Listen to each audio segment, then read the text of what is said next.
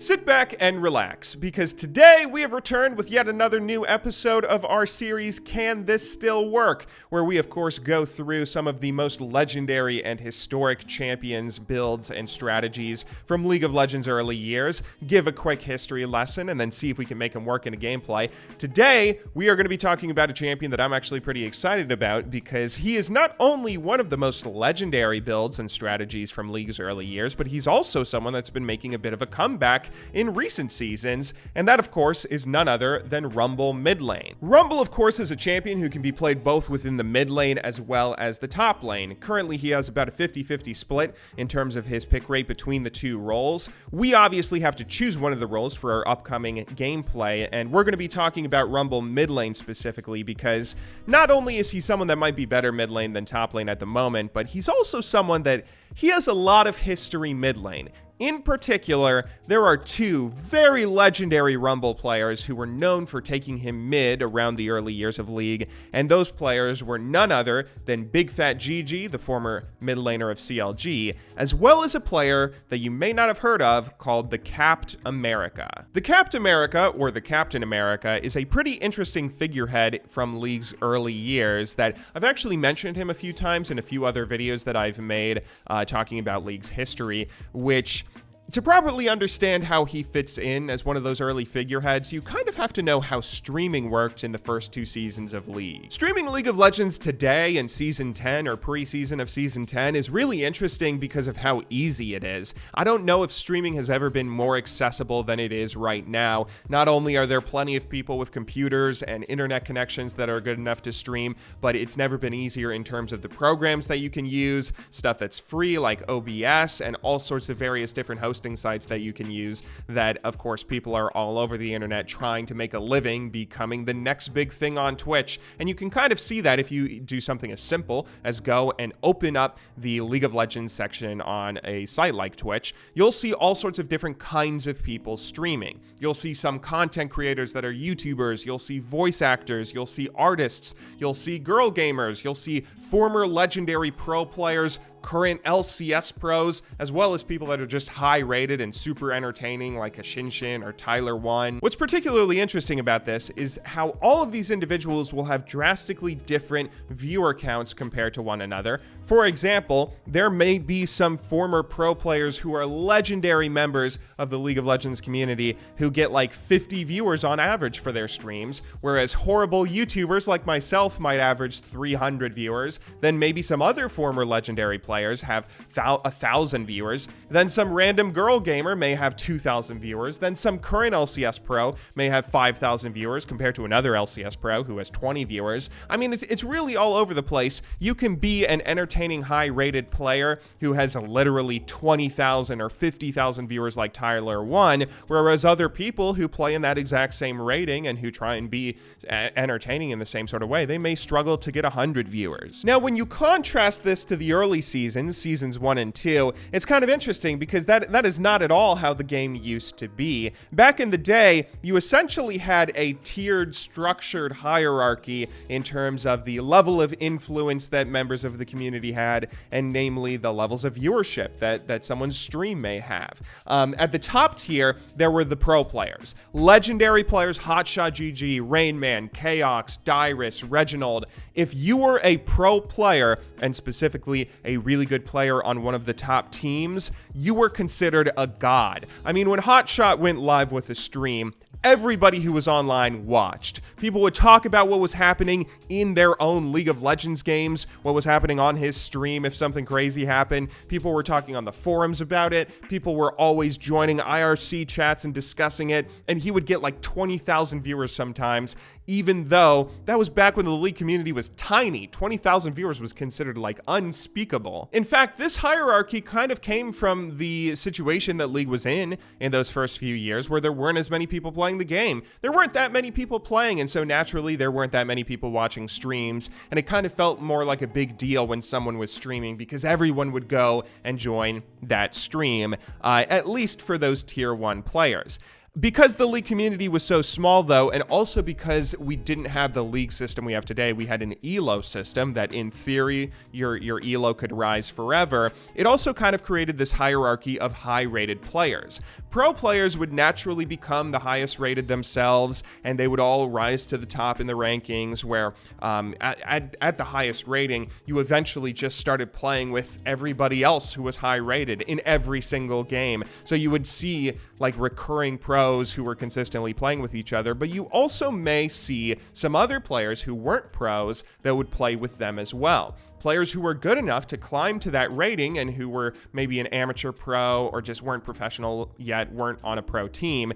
These were players like Clever Advisor, like Lapaka, like Tree Eskimo, Sidco, a lot of individual names who they were still pretty highly respected themselves, and they kind of made up that second tier below the pros. This second tier is where our friend TheCptAmerica falls in, where he was a legendary player because he was able to get super high rated, mainly playing Rumble mid lane. He got to 2300 or higher rating, was consistently playing with the top mids at the time, and he was kind of known, at least for, you know, maybe being a Rumble one trick.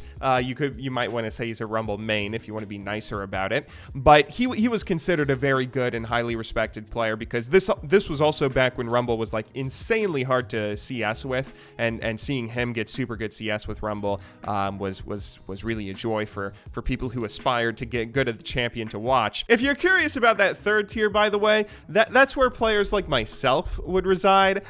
Players who were like 1900 rated when the top pros were 2200, or 2000 rated when the top pros were 2300. Like, it was a high enough rating that you would play with a pro player, or at least a lower rated pro, once every 15 or 25 games. So you kind of thought you were better than you were. You were still pretty good because you were able to get to a fairly high rating relative to the rest of the community, but this often led to people having some pretty big egos and not being the best about taking criticism.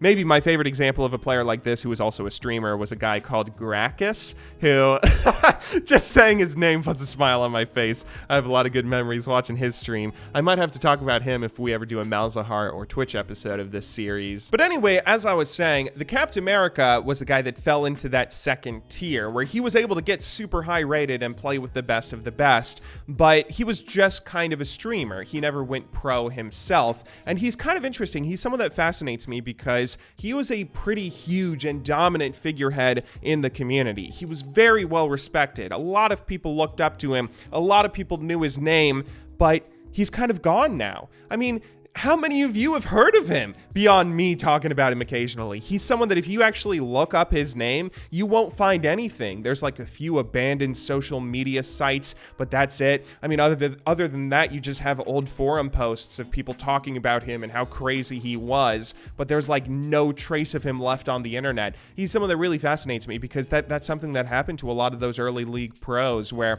I mean, if he was today, if he was playing league today, he would be Hashinshin. He would be Tyler 1. He would be making thousands and thousands of dollars as a top streamer, but he just had this really bright and shining moment in League's early history where he maybe peaked too soon, and now it seems like he's gone. Now, Capt was a really great streamer and a really great Rumble player as well, but if we have to talk about the best Rumble player of all time, we probably have to talk about Bigfatgg. Bigfatgg was, of course, the mid laner of CLG for the first couple of seasons, and he eventually, I mean, he kept on playing on CLG for a while. He switched to jungle for a period of time, I believe, later on in his career. But what he was best known for, and what he will be always remembered for, was his time as CLG's mid laner, where throughout Season 1 and even into Season 2, he was maybe the best mid laner in the world. He might have actually been the best player in the world. I know I give a lot of credit to Hotshot for CLG's early success and dominance in Season 1, but most people would say that GG was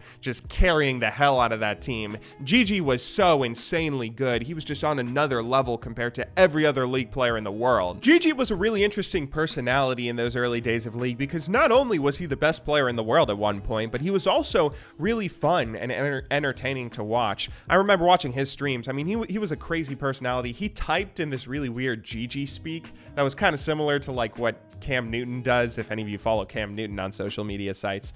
But he had this really distinctive personality. I mean, he was always putting these funny GIFs up on his stream when he was live streaming to people, and he was also just really good too. I mean, at the end of the day, as fun and quirky as his personality was, he was a fantastic player that, I mean, even today, he's like Diamond 1. He still plays League and crushes a lot of people. The reason GG has a little bit of history with Rumble is because he was playing as CLG's mid laner at the time that Rumble was released. And Rumble came out at a period of time that was like a bit before some sort of tournament. I forget what tournament it was, but he was really good. Rumble was really good and had a lot of potential, because not only was he someone that, I mean, he dealt a fair amount of damage, but he had everything in his kit you could possibly need. He had a shield as well as a movement speed boost on his W. He had a slow on his E, and he had this gigantic ultimate that was just so devastating and overpowered for a really long period of time. So naturally, anyone who was playing in the competitive sphere had to learn Rumble for a tournament or just permaban him, because if you let the enemy get Rumble, that would be a huge disadvantage to you. Naturally, this resulted in GG picking up Rumble and then spending a couple of months or something learning him and putting like a few videos out on YouTube as well as streaming a lot of his games. And he got so incredibly good at Rumble at a time when the champion was still pretty raw for most people. I mean, most people had no idea how you were supposed to CS with him when you were constantly spamming this Q ability. How were you supposed to manage this new overheat mechanic that was introduced? I mean, he had so many different mechanics that you had to juggle all at once that he was pretty janky too. He wasn't as clean as he is nowadays, but GG was able to just dominate with him, and suddenly CLG had a mid laner that you had to ban Rumble against him the same way you had to ban Hotshots Nidalee. I mean, he was really fearsome on the character. Essentially what happened was GG set the skill ceiling. He showed people what you could do with this champion when you really spent the time to master him, and he raised this skill ceiling that was something that, I mean, it kind of paved the way for Rumble mains. A lot of people saw what he was doing, saw these great plays, and then looked to try and pull that off themselves. They aspired to get as good with the champion as GG did, and he eventually created this series of Rumble mains that followed afterwards for, I mean, a number of years, as long as Rumble was relevant. But eventually, Rumble did fall out of favor. Rumble was a character that had this really strong and overloaded kit on release, but Riot kept on making champions with overloaded kits, and eventually he didn't feel quite as special as he was when he first came out. I mean, nowadays there are so many different champions with a million different ways to damage you, to jump around the minimap with movement, as well as all these different kind of AoE ultimates or team fight oriented pieces of utility, that Rumble and his goofy ultimate and abilities, they don't feel nearly as impactful. But he's actually getting good again. For a number of different patches now, Rumble has been getting these insanely high win rates, 6th highest, 7th highest, all the way up to until this patch right now. He has the 2nd highest win rate while having a kind of decent 2% pick rate. And I mean, you guys know how I love playing these old champions, so that's exactly what we're doing today. We're going to be channeling our inner Capt and inner GG, running this rune set, going Arcane Comet specifically because that's something that's super easy to proc with our Q, and it's really devastating if we can get that with our E ability as well. I had to pick the Rumble in the jungle skin because I have so many memories with this skin. I never played Rumble that much myself, but I remember watching like so many GG streams where people were running this skin. I'm excited for this. This is gonna be fun. Oh, what did I say? What did I say? This is going to be really fun. There we go. First blood. All right, I got to be honest. I have no idea how to play against a Nautilus mid lane. I don't know if I've ever seen Nautilus mid lane. I've seen Nautilus top lane, certainly, but not a Nautilus mid. I think we might be able to do well against him, though. All right, here we go. Here's a nice bit of damage. Oh, and we have Trundle here. I didn't even see you because I have horrible map awareness. And we will get a flash out of him. Do you want to fight this Nocturne? I will happily turn if you want to fight. Oh, I should have ignited. I didn't realize I could kill him. I should have ignited. Rumble is a really interesting champion because he works so well both as a top laner and mid laner, which, I mean, he works in two different, very distinctive ways. Firstly, he deals a lot of damage in the early game. It is damage over time, which can be healed through easier, and there are problems that come with it, but he has a lot of damage in the early game, so he can abuse some of the immobile, squishy mid laners like Syndra or Annie. But he also works as a top laner specifically because he's so good against melee champions, which I was a little bit concerned going up against Nautilus mid lane because I don't know how this lane is supposed to go, but hey, he's a melee character. We can go aggro. Uh-oh.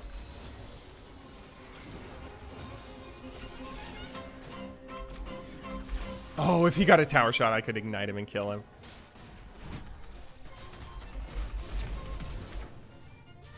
And I got too crazy. Why did I just turn? Very silly and dumb mistakes coming out of us, but that's certainly nothing new to me in my videos. Do you really want to fight?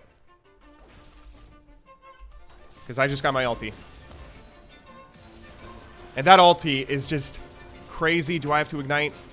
Okay, I'm igniting. Let me get that, please. Thank you very much. Okay, there we go. Yeah, that ultimate on Rumble is the thing that really made him so broken for such a long period of time. It's like you can be 0-10-0 on Rumble, and if you get a great ulti off in a team fight, you just win the game. One of the strongest parts about Rumble is his WQ combo, where it doesn't look like it does much, because, are you kidding me? I was trying to commentate Nocturne. Gotta give me a break here, dude. I have to clear that pink ward, I guess, and make sure I place some more wards down, because I'm already bad enough warding when I only have one side I have to worry about. As I was saying, though, it looks so silly and so simple, but that movement speed boost you get with your W coupled with your Q, I mean, it's actually a really difficult combo to deal with, and it's super strong in a lot of circumstances. This is one circumstance where we might want to be a little bit more passive compared to usual. That's a good ulti. You got his flash. Good job. Oh, am I getting ganked again? No? Someone else? This game's actually looking really rough. It's 3 kills to 6, and I don't know if I showed this or if you noticed in the video, but Aphelios quit for about 3 or 4 minutes, so we are pretty far behind right now, but I believe in the Rumble carry. Let's do this. I gotta admit, this Nautilus mid lane is really annoying. He is super tanky, and anytime I engage, he just pops his shield, so let's go ahead and see if we can gank a lane with our ultimate. I am on my way with my ulti. Oh! Nocturne was down here. I had no idea. We can kill him, though. Nautilus showed up. I will run into the alcove.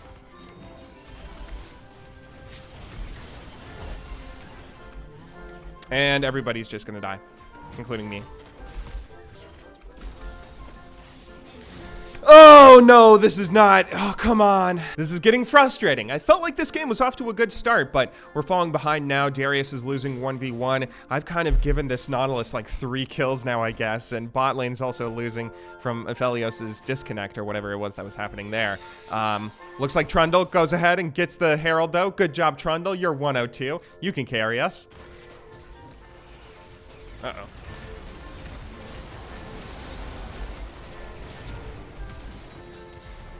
Did we finish him? Oh, we didn't even finish the Nocturne. Oh, shoot. Sion ulted down here for the Drake, and then our Darius didn't follow. But, I mean, I was the one that kind of went in there anyway.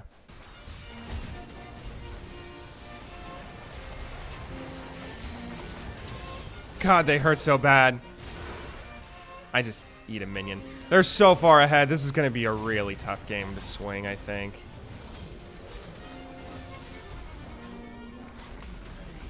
Huh? I don't know how I got that kill there. But we did.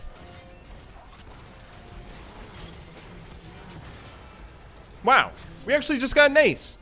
Okay. Generally speaking, Rumble is a champion who doesn't really do that well when he's playing from behind, especially if he's up against a fairly tanky and heal-oriented team. The one flaw with the champion is that almost every single one of his abilities is like some sort of slow damage over time thing, where you're trying to catch people in your ultimate and slow them with your E and do damage over time with Q. So that's something that's pretty easily beaten with heals. If you can just spam heals and stuff, then you should be pretty fine. And they have a Soraka, plus they're all all really tanky. It takes forever for me to kill someone. But then again, who knows? Maybe we could still win this. I mean, if they get caught out again and we can focus down that Soraka, it certainly is a possibility. Oh, especially if you want to fight in the jungle. Rumble is super deadly in the jungle. Oh, perfect. God, that MF hurts. Oh, nicey. Okay, wow, we just killed 3 of them. I guess you can always catch people out. I mean, I always think about League of Legends in the way that LS does, where you assume everybody does the right thing, but people never do the right thing when they're playing this game. We'll go ahead and finish our Morello Nomicon, which I'm a little bit disappointed. We have to build that to deal with Soraka and all of the heals. Normally, I love to go for the Rylai's and the Zhonya's on Rumble. That was like the classic build that everyone built, whether you were a Vladimir, a Kennen, a Rumble. You just always spammed Rylai's Zhonya's ring. That's like the only build you ever needed. But hey, whatever gets the win. And oh my goodness, did we just catch out the Scion? I'll go ahead and get another kill on him, I guess. And could we push this down? Or we should go Baron. Playing Rumble is a little bit like playing Trundle or Anivia, where fighting people in like closed corridors so they can't get away from the big AoE ulti. That's like such an important part of it.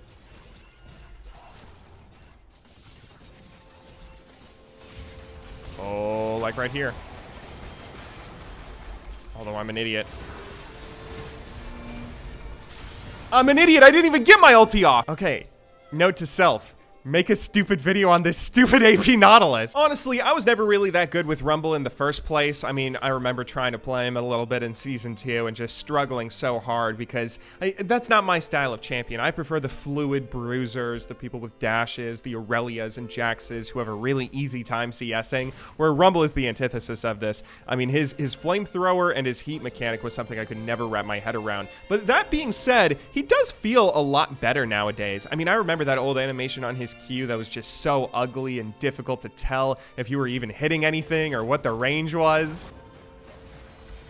Oh,